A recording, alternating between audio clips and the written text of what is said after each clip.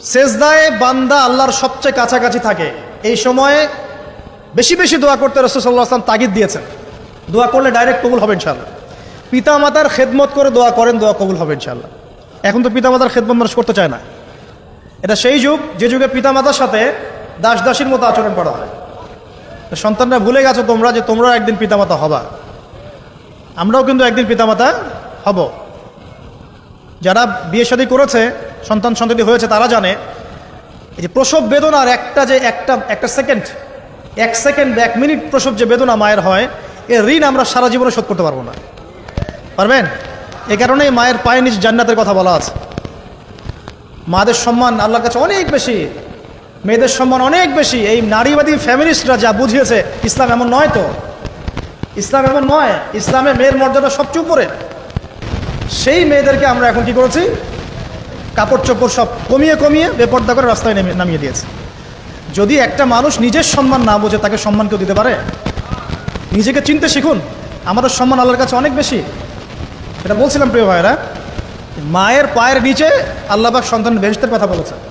মা বোনদেরকে 4টা কাজ করতে বলো, অনলি 4টা কাজ। 5 ওয়াক্ত নামাজ যদি ঠিকমতো পড়তে পারে, 1 নাম্বার। 2, রমজান মাসে রোজা রাখে। 3 নাম্বার, পর্দা ঠিকঠাক মতো করে। আর 4 নাম্বার, স্বামীর আনুগত্য করে। ইনশাআল্লাহ জান্নাতের যে কোনো দরজা দিয়ে ইচ্ছা প্রবেশ করতে পারবে ইনশাআল্লাহ। এখানে স্বামীর আনুগত্যের কথা বলেছি, স্বামীর দাসত্বের কথা বলি না।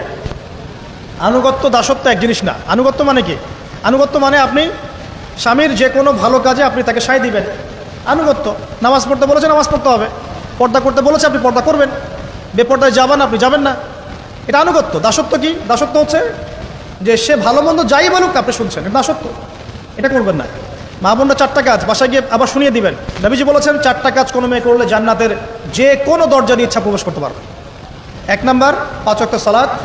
2 নাম্বার, রমজান মাসের সাওম রোজা। 3 নাম্বার, পর্দা ঠিকঠাক মতো করবে, লজ্জাস্থানের হেফাজত। এবং 4 নাম্বার, স্বামীর আনুগত্য করা। মায়ের খেদমত করে দোয়া করেন, দোয়া কবুল হবে ইনশাআল্লাহ। বাবার খেদমত করে দোয়া করেন, দোয়া কবুল হবে ইনশাআল্লাহ। কোরআন তেলাওয়াত করে দোয়া করেন, দোয়া কবুল হবে ইনশাআল্লাহ। মনে করেন শেষ রাতে উঠেছেন, মানে শেষ রাত বলতে বোঝাচ্ছি এই ধরেন যে 2টার পর থেকে, এখন 2টা 2:30টার পর থেকে নিয়ে ফজর পর্যন্ত শেষ রাতে উঠেছেন। এই সময় আপনি যা দোয়া করবেন ইনশাআল্লাহ কবুল হবে। হ্যাঁ, বলতে বাধ্য হচ্ছি, এখনকার তরুণ সমাজ ওই 2টা 2:30টার দিকে ওই যে কার কার খেলা থাকে, ওই খেলাগুলো দেখার জন্য ওঠে, তাহাজ্জুদ পড়ার জন্য উঠতে পারে না। অথচ আল্লাহ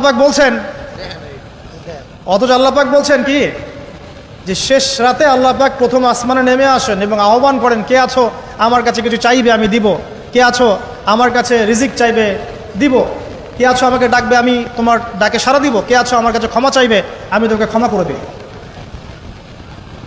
প্রিয় যুবক ভাইরা, আল্লাহকে মূল্যায়ন করতে শিখুন। এই সময়গুলোতে দোয়া করলে ইনশাআল্লাহ তাআলা আপনার দোয়া কবুল হবে ইনশাআল্লাহ। সবচেয়ে ইম্পর্টেন্ট হচ্ছে